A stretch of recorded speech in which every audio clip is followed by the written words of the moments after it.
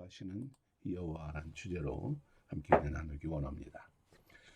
이스라엘 민족이 홍해를 육지같이 건넜지요. 참 감동적인 순간입니다. 그때 여호와는 나의 힘이요 노래시며 나의 구원이시로다. 그는 나의 하나님이시니 내가 그를 찬송할 것이요 내 아버지의 하나님이시니 내가 그를 높이리라. 찬양합니다. 이제 그 영광, 그 기쁨의 그 홍해를 뒤로 하고 이제 광야로 들어섭니다. 수르 광야입니다. 광야를 걷는 처음 며칠은 어땠을까요? 여전히 그 감격과 감동 속에 있었을 것이에요. 자신들의 눈으로 보고 겪은 그 감동적인 사건들, 참 이것을 얼마나 즐겁고 실감나게 서로 이야기하면서 걸었을까요? 애국 군대가 쫓아올 때에 바다 한가운데 묶여서 두려움에 떨며 도망가고 탄성을 질러대는 그 모습, 아마 흥미진진하게 진지하게 이야기를 하며 걸었을 것입니다. 광야로 들어가는 그 발걸음이 얼마나 가벼웠을까 생각해 봐요. 이제는 어떤 기쁨과 새로운 역사가 우리 앞에 펼쳐질까 기대하며 나아갑니다. 미리암과 여인들은 소고를 치며 찬양하며 춤을 추고 행진을 즐겁게 합니다. 그런데 이 광야 행군이라는 것이 참 그리 단순하고 수월한 문제가 아닙니다. 특히 200만 명이나 되는 일행들이, 그중엔 어린아이들, 노약자들, 연약한 이들도 얼마나 많겠습니까? 이 많은 사람들이 그 건조한 말라있는 그 광야에서 물을 얻지 못하고 풍부한 음식을 얻지 못하고 심한 갈증이 허덕이고 탈진하게 되는 것입니다. 물을 찾아서 수르 광야를 헤맵니다. 그 헤매단 끝에 드디어 마라에 이르러 물을 발견합니다. 얼마나 기쁘겠습니까? 우물을 발견한 그 무리들은 정신없이 물을 들이킵니다.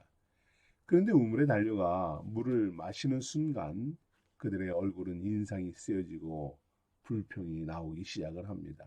왜 그렇습니까? 그 물은 너무 써서 마실 수가 없기 때문이죠. 식용으로 쓸 수도 없고 짐승들을 먹일 수도 없는 물입니다.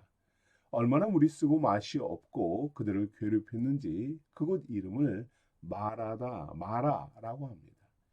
이제 지난 3일 동안 꾹꾹 참아왔던 감정이 터져오릅니다. 원망과 불평이 시작되죠. 이 불평은 금세 모든 백성들에게 전염이 됩니다. 사실 광야에서는 거기에 물이 있다라고 하면 그것을 마시기 전에 물의 상태를 확인해야 한다고 합니다. 광야에는 많은 곳에 우물이 있어요. 그런데 오아시스는 극히 일부분이고 대부분 마라와 같이 쓴 물이 난다고 합니다.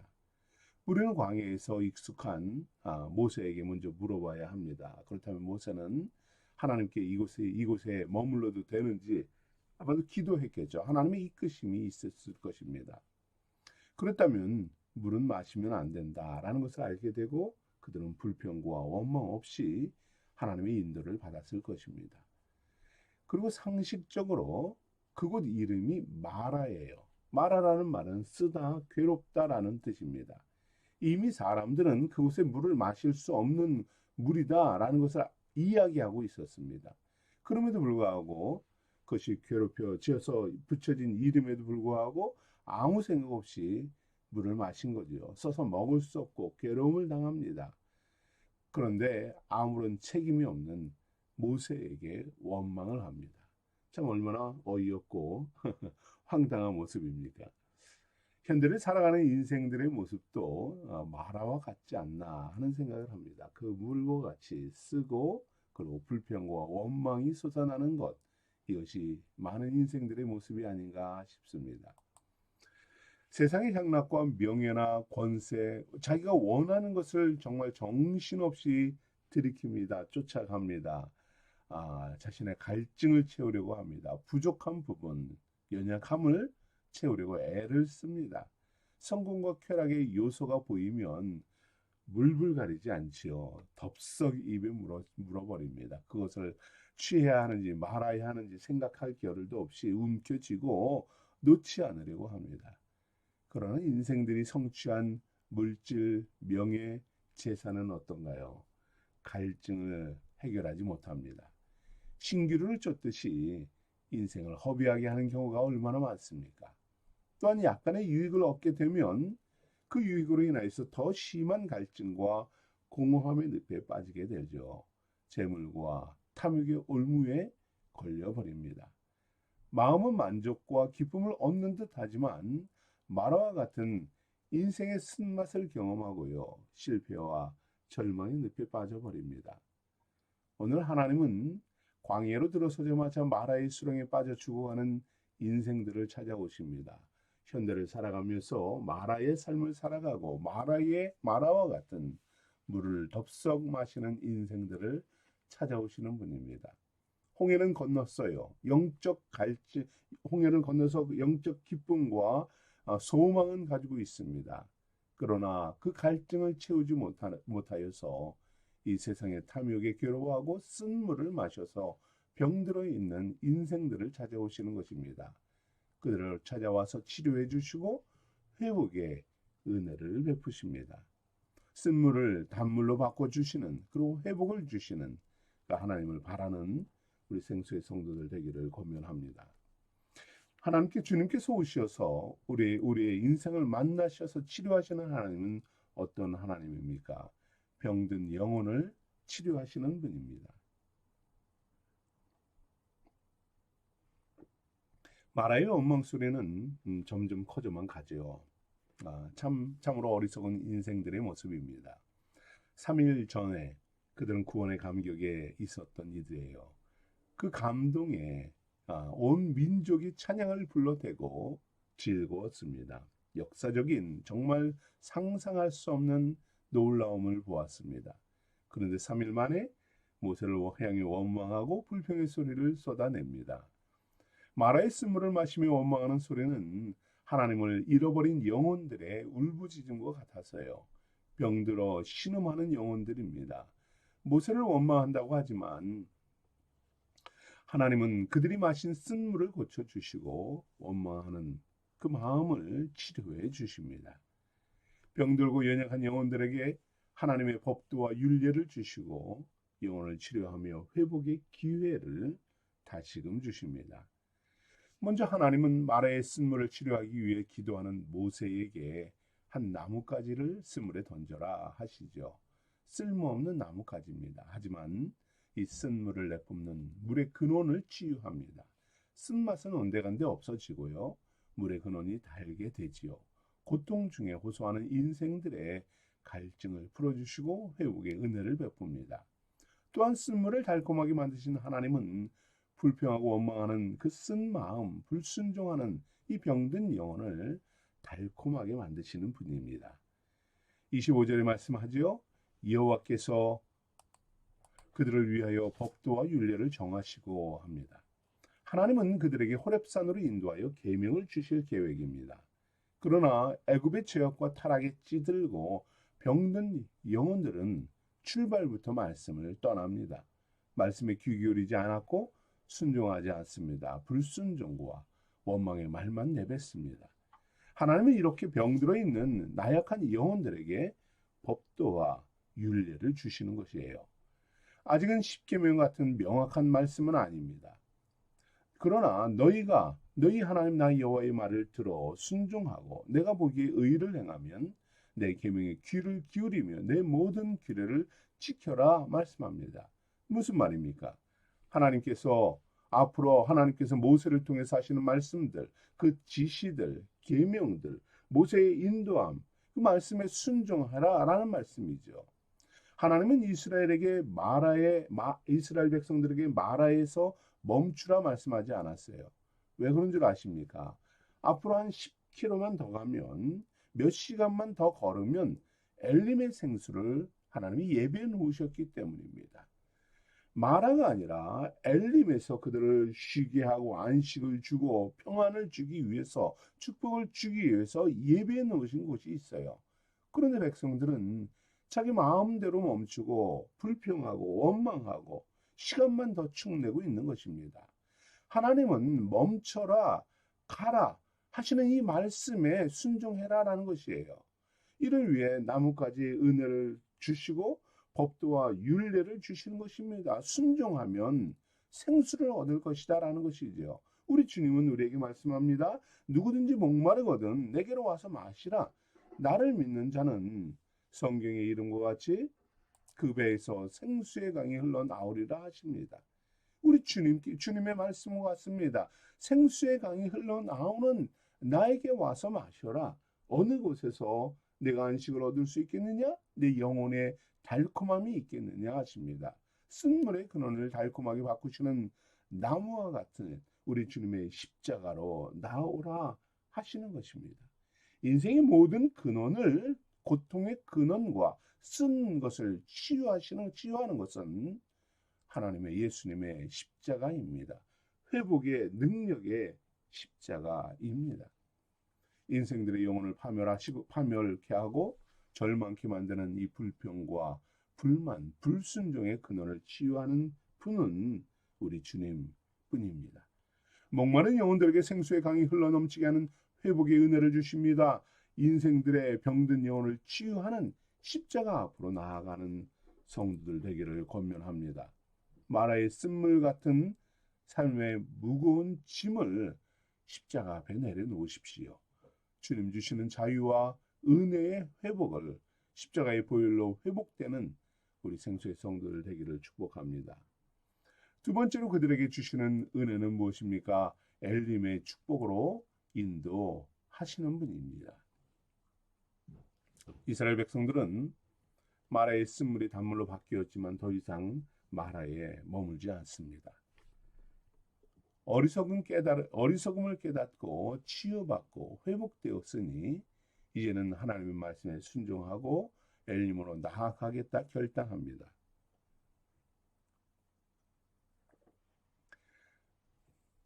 자신들의 뜻대로 멈추고 진행했던 삶이었죠. 이것을 이제는 중단하는 단호한 결단입니다. 하나님의 계명에 귀를 기울이고 법도와 율례를 따르겠다는 그러한 순종의 삶입니다. 하나님은 출애굽하는 이스라엘 백성들을 위해서 알맞은 곳에 엘림이라는 그 오아시스를 예비해 놓으셨어요. 그러나 하나님의 뜻과는 무관하게 백성들은 자신들의 욕구대로 행동했습니다. 어리석은 마라의 물을 구했던 것이죠. 쓴물을 먹게 되니 원망하고 불평하고 결국은 하나님의 책망을 듣고 어리석음을 깨닫는 삶의 모습입니다.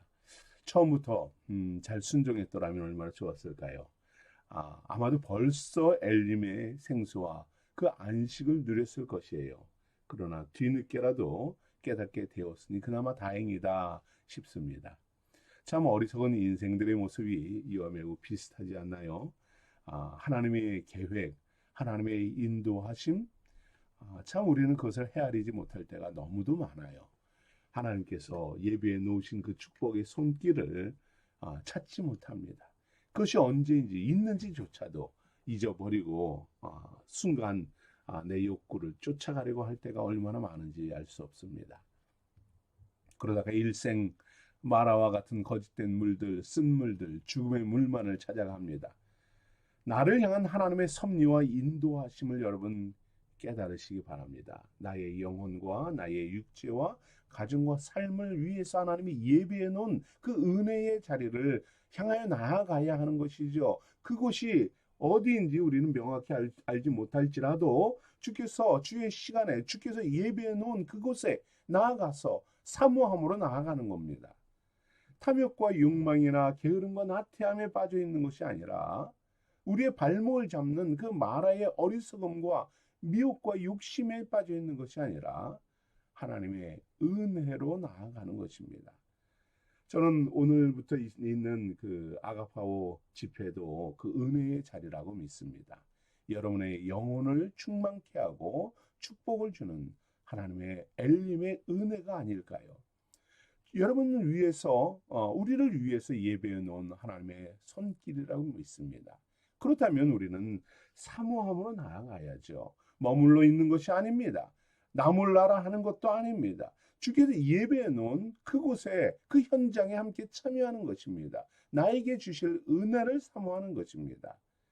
여러분 하나님은 하나님의 기적적인 은혜와 구원을 잊어버리지 마십시오. 주께서 이끄시는 그곳에 나아갈 때 충만케 하시는 그 놀라운 은혜를 사모하십시오. 너무도 많은 사람들이 건망증에 빠져 살아갑니다. 홍해를 건너는 구원을 얻고 애국과 같은 악하고 불의한 적들을 물리쳐 주신 그 승리를 맛보았어요. 그럼에도 불구하고 하나님의 사랑과 은혜를 잊어버린 채 감사하지 못하고 사모하지 못하고 불평과 불신앙으로 살아가는 인생들 얼마나 많습니까?